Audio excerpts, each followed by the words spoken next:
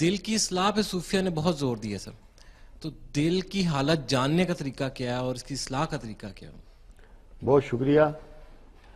اصلاح تو کوئی صوفی کر سکتا ہے کیونکہ تزکیے سے تعلق ہے، اور تزکیہ وہی کر سکتا ہے جو پہلے مزکی ہو، پاک ہو۔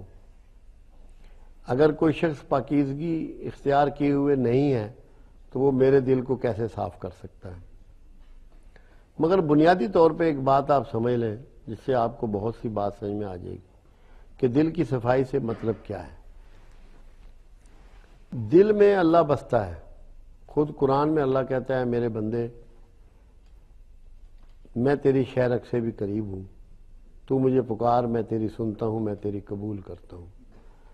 جب ہمارے اندر اللہ بستا ہے، ہمارے اندر بس رہا ہے اور ہمیں نظر نہیں آ رہا، اس کا مطلب ہے کہ کہیں کوئی خرابی موجود ہے۔ ہم میں حسد ہوتا ہے، تکبر ہوتا ہے، فخر ہوتا ہے، خواہش نفس ہوتی ہے، جھوٹ ہوتا ہے، خود غرضی ہوتی ہے، لذات ہوتی ہیں، شہوات ہوتی ہیں، نفرتیں ہوتی ہیں۔ ان برے جذبوں سے من کو خالی کرنا ہوتا ہے۔ یہ صوفیاء اپنے طریقوں سے انسان کا من دھونے کی کوشش کرتے ہیں۔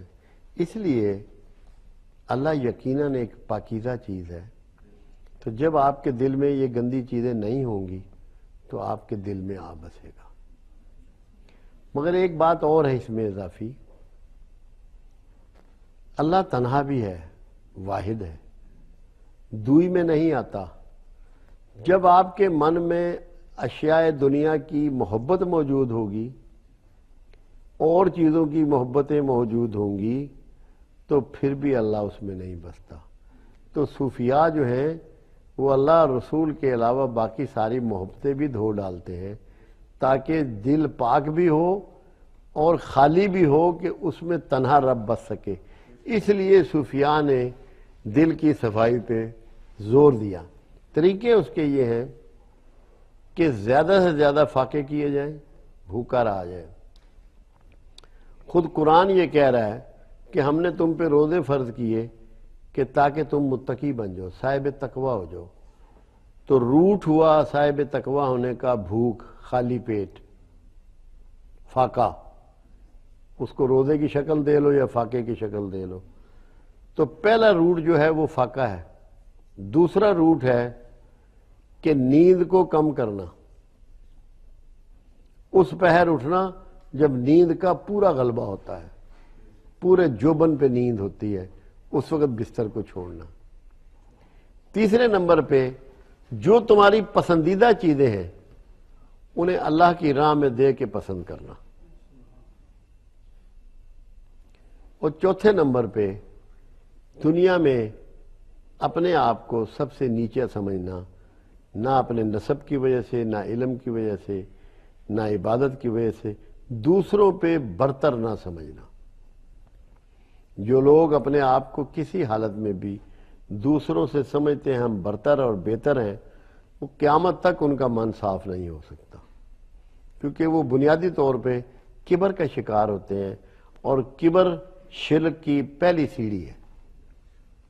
تو صوفیاء کا زور رہا ہے، سب نے یہی کوشش کی ہے، بڑی بھی لمبی لمبی باتیں کرائی ہیں، اپنے شاگردوں کو روزے رکھوائے ہیں، ان کی انا کو کچلا ہے۔ آپ دیکھیں کہ شہاب الدین سہروردی ملتان میں ان کا مزار بھی ہے، شمس سبزواری ان کے بیت ہوئے، ایک چھوٹی سی ریاست کے مالک کے والی کے بیٹے تھے۔ تو ڈیوٹی کیا لگائی شہاب الدین سہروردی علیہ رحمہ نے ان کی، جب وہ بیت ہو گئے، کہ جو لوگ یہاں طہارت خانے استعمال کرتے ہیں، جو مہمان آتے ہیں، زائرین آتے ہیں، آپ نے انہیں استنجے کے لیے مٹی کے ڈلے دے دے ہیں بنا کے، یا لوٹوں میں پانی بھر کے ان کو دینا ہے۔ عرصہ دراز ان کی یہی ڈیوٹی رہی۔ تو ان کے پیر بھائی ذکریہ ملتانی علیہ رحمتہ ایک دن اپنے مرشد سے کہا کہ سرکار اس کو تو کئی سال گزر گئے ہیں شمس کو، اب اس کی کوئی آگے منزل بڑھائیے، اس کی کوئی تبدیلی کیجیے۔